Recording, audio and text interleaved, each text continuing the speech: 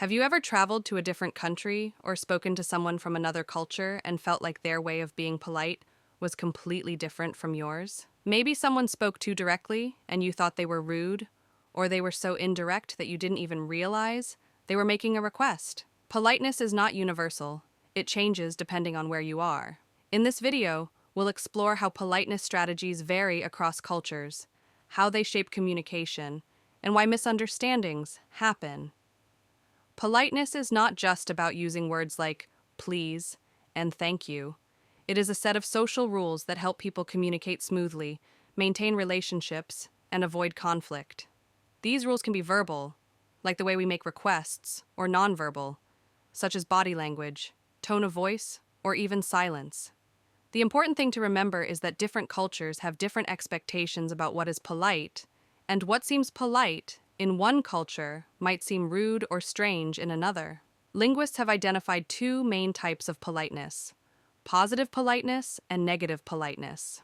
Positive politeness is about making the other person feel liked and included. It often involves using first names, giving compliments, and showing enthusiasm. Negative politeness, on the other hand, is about respecting personal space and independence. It often includes apologizing, being indirect, and avoiding imposition. One of the biggest differences in politeness across cultures is whether communication is direct or indirect. Direct cultures, like Germany, Israel, and the United States, prefer clear, explicit communication. Saying exactly what you mean is considered honest and efficient. Indirect cultures, such as Japan, Korea, rely more on hints, context, and nonverbal cues to communicate. Being too direct might be seen as rude or aggressive. For example, imagine you're at dinner in an indirect culture and someone offers you more food. You might decline the first time out of politeness, but they are expected to offer again. In a direct culture,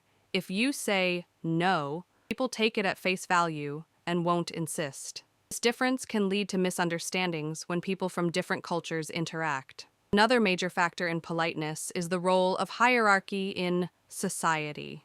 In cultures with strong social hierarchies like Korea and China, politeness often involves showing respect to those with higher status, whether that's elders, teachers, or bosses. This can be seen in the use of honorifics, bowing, even avoiding eye contact with superiors.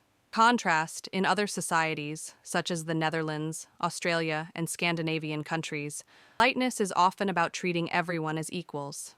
People use informal speech, and questioning authority is not seen as disrespectful. Let's look at a few real-world examples of politeness in action.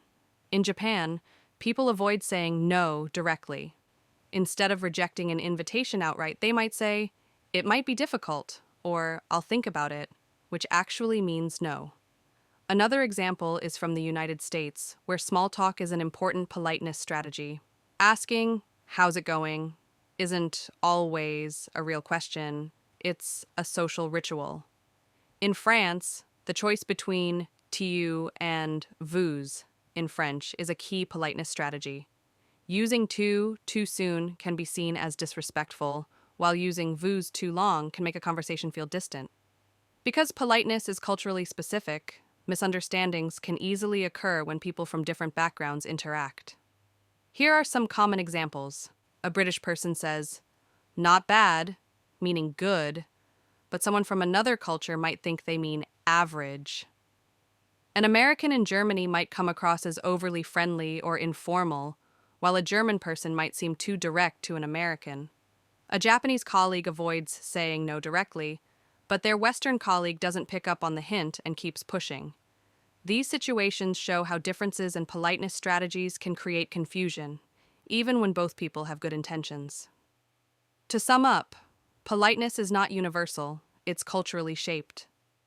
Different cultures prioritize different politeness strategies, like direct versus indirect communication and positive versus negative politeness. Social hierarchy plays a major role in how respect is expressed. Misunderstandings happen, but awareness and open-mindedness can help us communicate more effectively. By understanding these differences, we can become better communicators, no matter where we are in the world.